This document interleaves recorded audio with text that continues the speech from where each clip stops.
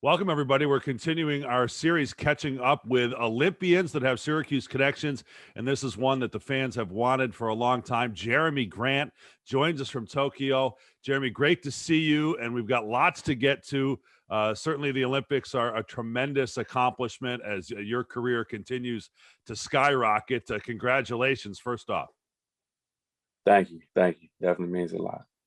What has it meant to you? And we can get into the games, and I know people want to talk about that, but I don't care. Making the Olympic team is an incredible achievement.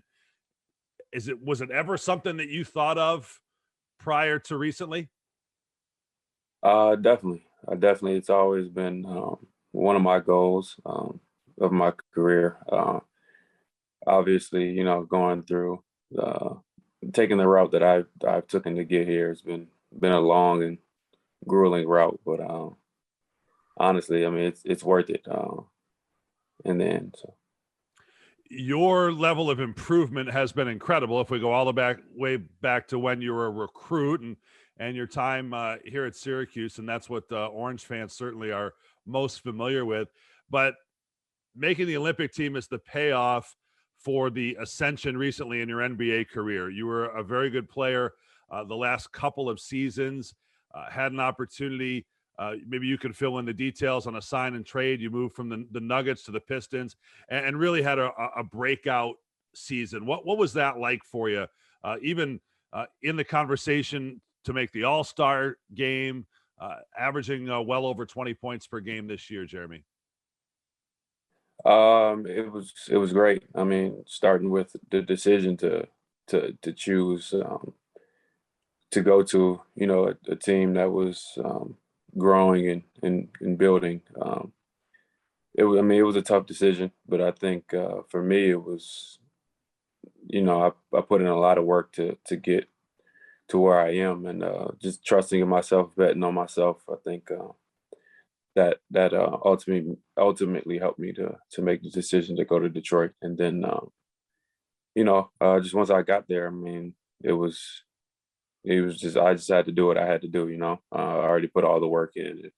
It wasn't like it was something that just came out of nowhere. It's been years and years and decades of me working extremely hard, and I mean, it's gratification, to get the payoff. And then obviously out of that, just being able to be in the Olympics, it's amazing. What's it like to put that uniform on? It's great. It's surreal. Just growing up, you watch the Olympics and you see the greats to play in the Olympics, and things like that is a very small selection of people who not only that make the NBA, but also get the accomplishments, and then also be able to play in the Olympics. So just to put the jersey on, it's a great feeling. So we were going to talk to you last week, and there was a moment of concern. Take us through it. The way it was reported here in the States, and this is before you guys left Las Vegas for Tokyo, that Bradley Beal had tested positive. So there's some concern about him continuing on, and that you were in COVID protocol. And we were nervous for you. Take us through what that experience was like for you. It was definitely a little tough. I always think that everything happens for a reason, though. So I wasn't really too nervous about it. And I didn't have any symptoms or didn't feel anything. I think they were just being extremely cautious. They didn't, want anything to spread or possibly spread. So I was definitely a little scared. But at the same time, I was pretty collected through it.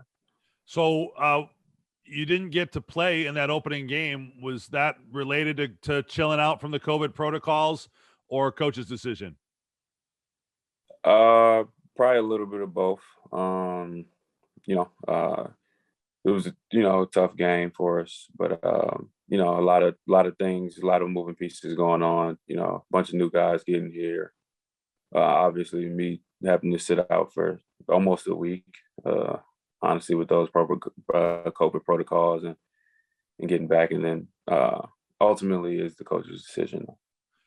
Where do you sit here, Jeremy, with your role on the team? You started in some of the lead up games. You made decent contributions. Obviously, Coach Popovich, I saw was quoted a few weeks ago about how much he wanted you on the team. And there's some real superstars here, clearly, with Kevin Durant leading the way. What can you contribute?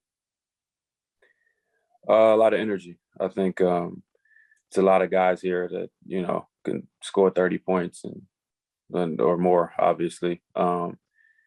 So I mean, I can score as well, but I think for me being here, it should be more on the energy end, defensively, rebounding, blocking shots, kind of moving back into the role that I've been playing for so long. What's it like in your locker room and practices right now? People aren't used to seeing USA basketball lose on the global stage, but the last couple of years have been a little bit shaky. And even Coach Popovich said as well, coming off the France game, hey, don't underestimate them or any of the other opponents. You've got Iran and the Czechs coming up in pool play. How do you approach all that? Like Pop said, I think the world is getting better. The teams are getting a lot better, but at the same time, we're still the best team in the world. We have the best talent in the world. We just got to put things together. I think we got a great group of guys. Everybody, is coming together, and everybody, really genuinely likes each other. So, not really worried. I think just a little hitch, and we'll fix that. Tell me about Tokyo, Jeremy. You're set up there as far as the way you guys are situated, and I know your first Olympics, and it's obviously unusual circumstances. But how are you making the most of it? Yeah, it's a little tough. We're isolated. Obviously, no one wants anyone to catch COVID, things like that. So we're away from everybody. Not allowed to really go out in the city of Tokyo and anything like that. So it's tough in that sense, but at the same time, I think we're here to, get a job done. So we just got to focus on what we got to do. Let's pretend COVID didn't exist, and a lot of people would love to have done that for the last couple of years. Is there an event or food, something that you would like to check out if you could? Yeah. I'm really into anime, so I would probably go, to a couple comic book stores, manga stores, something like that. Sumo wrestling, I kind of want to watch that. So it's big out here, and ramen. I love ramen. So Well, great. Well, let's hope you get the chance. I would imagine the ramen is considerably better in Tokyo than it is in Detroit or Denver or Oklahoma City. Some of the places yeah, you've been in your pro career.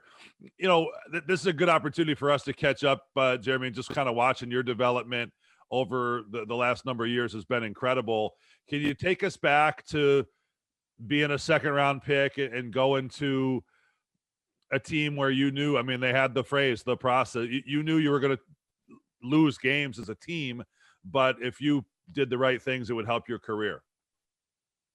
I think it was a great opportunity, honestly, especially for me. Being in the second round, a lot of guys don't really get a chance to come in and play right away, especially being in the second round. But like you said, I got drafted into a process, so it helped me to grow as a player. Yeah, my main focus didn't have to be winning. It was more on developing myself as a player, as a person, and I think that's what I did, and that's what I kind of focused myself on all the way up until this point. And so yeah, that's pretty much what it's been. What's your connection with the program right now, Jeremy? I saw Red Autry had some great quotes the other day about your work ethic and the way that you guys really worked on your development, and you were driving the pace. When's our next practice? When can we get back in the gym? How do you stay in touch with the guys now? I love Red. I talk to Red all the time. I actually texted him a few days ago. I mean, it's great. I stay in touch with a lot of the guys that was on the team. Rock's, getting married in September. I'm in his wedding. So that's big. Mike Carter Williams, Mike Benajay, Steele, Brandon Trish, a bunch of other guys from there. G-Mac, I talk to G-Mac all the time. I don't know. Yeah, Kip. I talked to Kip. I don't know if you know. Sure. Yeah, so yeah, I talked to to a bunch of guys still. Haven't got a chance to get out there in a few years, obviously with COVID and things like that. But yeah, I'm definitely looking forward to getting back. In the case of Mike Binnish, you saw him just recently in Vegas, right? Because the Nigerian Yeah, national team was there. yeah, definitely. Yeah, Very cool. And your general manager with the Pistons is Troy Weaver, who Syracuse fans exactly. will know as an assistant back in the championship team and just thereafter. How's Weave doing? He's great. He's great. He got a lot on his plate right now. It's great to be back working with him. You know, I was with him in OKC. He was assistant general manager for Oklahoma City Thunder when I played there, and he got this opportunity, and we connected. We reconnected right away, and you know, how he helped me to make the decision. You know, also I definitely bet on myself, but I also was able to trust in his leadership from the office standpoint and things like that. So it definitely helped me.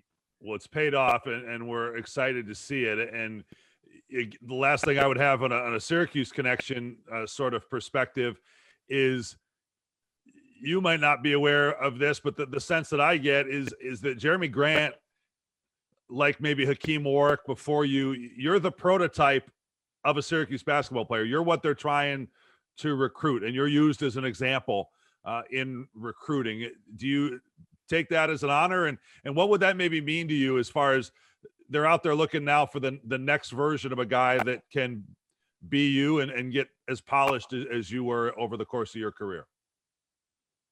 It's great. It's definitely an honor to be able to be, example for guys coming in, for possible guys coming in. Just to see,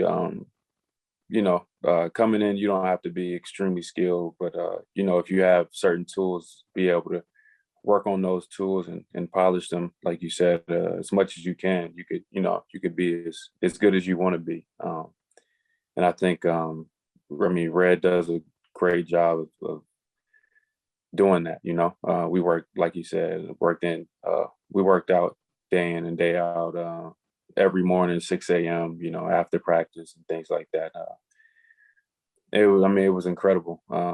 The leaps I took, while being at Syracuse, and it definitely helped to, shape how I work out now. And even before that, I worked extremely hard, but it was different. Attention to detail and things like that with Red. So I thank him for that. And the last thing, Jerami, just to spin it back to the Olympics, your experience in Tokyo, and we feel for you because it's a lifetime achievement. It's an awesome honor, and you're maybe not able to enjoy it the way you typically would in an Olympics. But the fact of the matter is Team USA is going to be right there for medal contention again this time around, as it is every time around in the Olympics. What is that going to mean for you when you kind of get to through this next couple of games and in the medal stage? That kind of spotlight, that experience representing your country on that stage? It meant a lot. It'll mean pretty much everything from my career up to this point. I think it's one of the highest honors you can have, and any sport, any athlete can have. So it'll mean a lot. It hasn't quite hit me yet, but I'm sure it will going forward. So.